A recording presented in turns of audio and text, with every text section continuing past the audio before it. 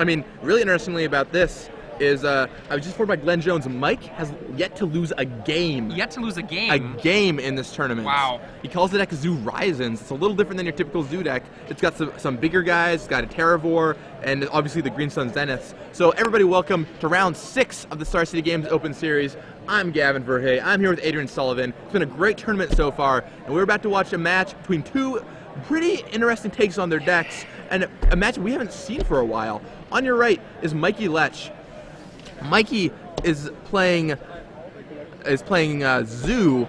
So the thing about Zoo is he's taking a little interesting take on it. He's playing a deck he calls Zoo Risens, and he has yet to lose a game in this tournament. A game, not a match, a game. Right. And he just didn't have any buys coming into this. So he is 10-0 in this tournament so far, and he's got your typical Zoo base along with Green Sun Zenith, the card we've seen in some of the Zoo decks, and Terravore to go get, Grim Lavamancer, of a Zoo staple, 2 Sylvan Libraries, 1 more than the usual. Right. I mean, for me, I'm going to say that even though he's undefeated in games, that might make him, you might say, the opposite of the underdog, the overdog, if you will. Because he's running my favorite card in Magic, Sylvan Library, I'm going to root for Michael on this one. Even though I want to be unbiased, but Sylvan, I love Sylvan Library. So on the other hand, we've got John Winters, who is no slouch himself, fresh off of a top 8 from the standard portion, or even better, a finals appearance in the standard portion just this morning, losing to Edgar Flores playing Cobblade eventually. He's playing Goblins, trusty old Goblins, who's able to get it together for the legacy portion of this event. And it looks like a pretty stockish Goblin deck. He's playing a little bit of green for Tin Street Hooligan. So he has a single Tin Street Hooligan to go get in the main deck, and then Croson Grips in the sideboard. So it should be interesting to see how this plays out. We were talking before the match, and it sounds like Zoo is traditionally the favored deck here. They've got the removal to contain goblins. They have a lot of good options, but Mikey is playing Zoo. He knows what he's doing, has lost the game, but John Winters obviously has momentum working in his favor, and Goblins is certainly a powerful deck on its own, too. It can pretty easily gain card advantage and go past all the removal that the Zoo deck plays. So it'll be interesting to see how this plays out. Looks like the players are keeping their opening hands, and we're off to the races. Turn 1, Forest, Noble Hierarch.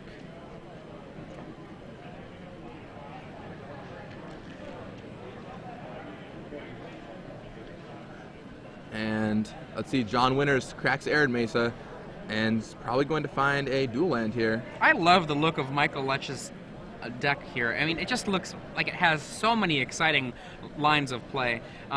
He can open up and have a turn 2 Knight of the Reliquary. His Knight of the Reliquary has that Horizon Canopy, New Horizons engine, and he has a Terravore to go with it. The Green Sun Zenith can do just so much here. And then on top of those kinds of cards, he just piles onto it the aggressive Zoo engine right on top of it. Right. Elspeth even. He's got room for 2 Elspeths just to get even more potential reach damage from his creatures. Right. It's very similar to the Green Sun Zenith versions of Zoo we saw earlier, a couple of weeks back, but he's made a couple small modifications that have maybe pushed it over the top. And there's the play, turn 1 Aether Vial for John Winters. And Aether Vial is just the card in Goblins. When you open on Vial or Lackey, one of those 2 cards, it can completely dominate the game. We'll see how it turns out for John this game, but if it's going to go longer and be more of a control affair, that Vial might not be as strong. Let's see how he unloads this. I see a Wild Nacatl. He's got a second Noble Hierarch, and then the first one comes in to get hit for 2. Yeah, nice. Noble Hierarch is so powerful. When a card replaces Birds of Paradise as your staple mana accelerator, you know a card is insane, and the fact that it can just hit for so many points of damage when you do Tarmogoyf Wars, does all kinds of things, is really powerful. So ups the Aether Vial to 1. plays down Wooded Foothills, and just passes. No turn 2 play from John Winters. Right. That Aether Vial lets him sit back and put those cards out at will. Now, important to note with John Winters' deck, his deck is kind of a very traditional Goblins deck, with the only spell in his deck being Aether Vial. His fake spells, Gem Palm Incinerator ×4, Tin Street Hooligan ×1, and if you want, you can call Goblin Matron your demonic tutor fake spell, but... Goblin Sharpshooter is kind of a fake spell, too, in some senses. Sharpshooter is a card we haven't necessarily seen a ton of in Goblins. Some Goblins builds have chose to eschew the Sharpshooter. It was a classic, but yeah, you know, it's a classic. It's a classic when you're dealing with a lot of small creatures. Yeah. Let's see. So Mikey's hand looks like it's Lightning Bolt, Kozali, Pride Mage, Tarmogoyf, a good triumvirate of cards to have. And that Taiga is going to pump that Wild Nacatl up to a 3/3, and then those Noble Hierarchs are going to make it a 5/5. So that's so much damage. The one creature serves in for 5 damage, and there's a Tarmogoyf. Now look at that board presence. I mean, it's going to be hard for John to put anything out that's of any note. Right. And Mike then still has a Lightning Bolt for whatever the best thing is. Gabe Lanciano chimes in on Twitter, and Ringleader is a fake factor fiction. Yeah, it is. It is a fake factor fiction. And you know, there are sometimes, I'm not one of these people because I don't play goblins enough. I have definitely seen people cast that and just be like, well, they're all goblins right into my hand. Exactly. Nice split. Totally. Yeah, Ringleader, a very powerful card, and the only one of that cycle to see play. Goblin Ringleader was actually part of a cycle, but few people actually realized that. We saw Sylvan Messenger get a little bit of play earlier in the season, and that was about it. The Soldier one never saw any play. The Merfolk one never saw any play. The Merfolk one? What Merfolk one? The Wizard one. Oh, it's a Wizard one? I thought it was a Merfolk one. No, it was the Wizard tribe. Oh, it was Wizards. Huh. They were worried that Wizards would be too powerful when they printed Patron Wizard, and so they called back the power of the rest of the Wizards. What we see here is the one of the lords, in fact, probably the most important of the lords, making everything cheaper. Goblin Warchief is the defining card of goblins. Back when the card first appeared, it's what really drove goblins onto the scene. I think that's a path to exile drawn by a Mikey here. Christopher Rivers and Justin Watney come on up to the main event stage for your Is that a Terravore in his hand now? And could be. He is playing one Terravore. also, EDH number 6. Come on up to the main event stage. We're going to get you started. That's EDH number 6. He's serving in for a bunch here. And now he's going to bring out, that must be, yep, there's Terravore. And that Terravore looks to be, John has to read it, looks to be a 2 or, let's see, 4/4, I think? I want to say it's a 3/3, somewhere between a 3/3 and a 5/5. I think it's either a 3/3 or a 4/4. Oh, look at Mikey.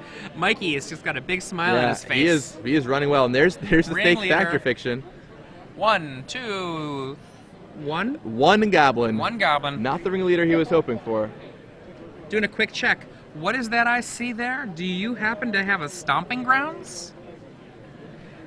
Yeah. Verifying it is indeed a Stomping Grounds. It is a Stomping Grounds. So one Taiga, one Stomping Grounds.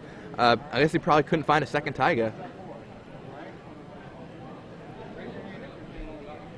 And that's and, that. Yeah, Mikey, Path and scoop. Mikey continues to be undefeated in this tournament. Not a single game down by Mikey Letsch.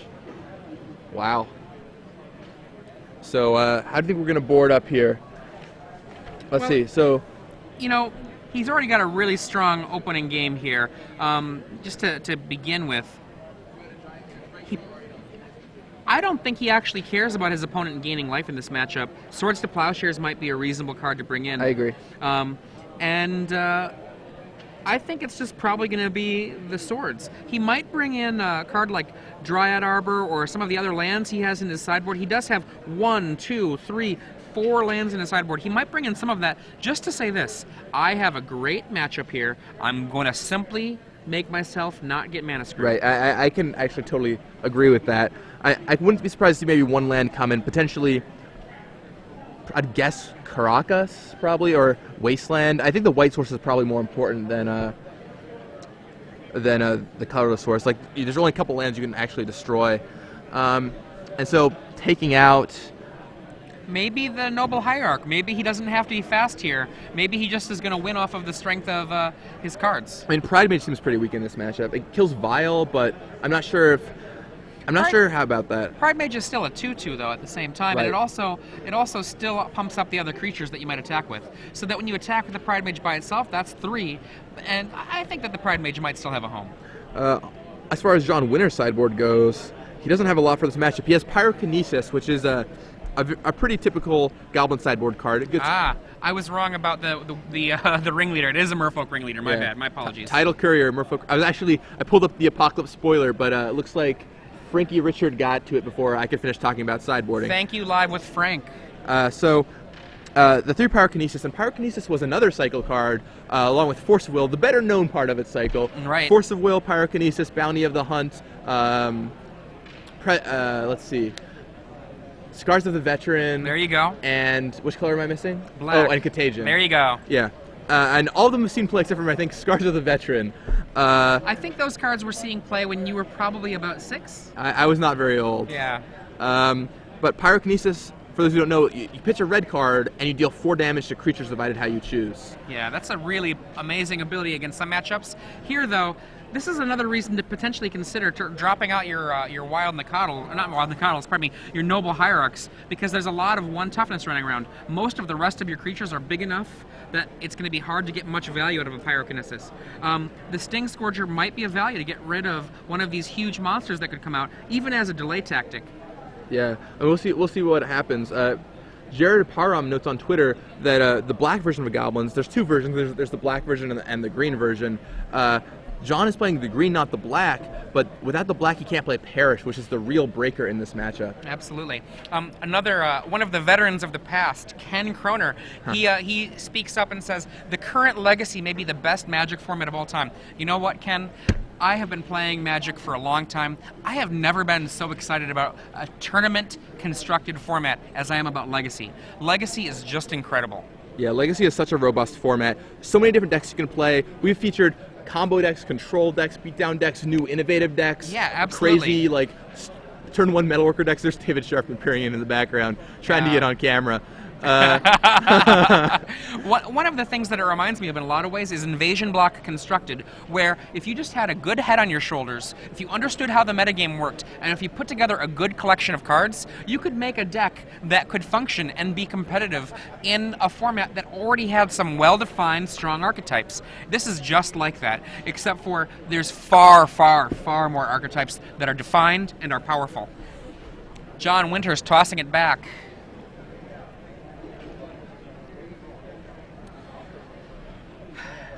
That's not a good sign for Mr. Winters. Mikey is trying to show his shirt off to the camera. I don't know if that was successful for any of you at home. Man.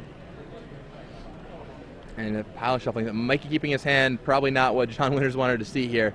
Every card is going to be crucial because he's trying to play the control deck.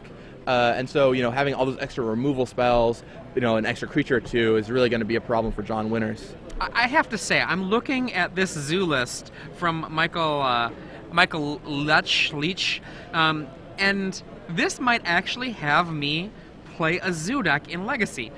You've got a number 4 ofs: Nicotl, Noble Hierarch, Tarmogoyf, Kasali Pride Mage, Knight of the Reliquary, Bolt, Green Sun Zenith, Path to Exile. Then you've got your 2 ofs for your, quote, mid-game, late-game: Sylvan Library, Grim Lavamancer, Elspeth, and then your Singleton, your 1 Terravore that you can tutor up with your Green Sun Zenith, and then an awesome selection of mana that just, this deck looks great. Yeah, I agree. I think this is probably one of the better built zoo decks I've seen. Yeah, I mean, for me, any opportunity to play a Sylvan Library plus a lot of library manipulation, I really like that. That's just awesome. Yeah, I mean, Sylvan Library is, in a zoo deck where you don't care about your life total in a lot of matchups, you can just be like, all right, draw 3 cards every turn, or I guess, a couple turns at least.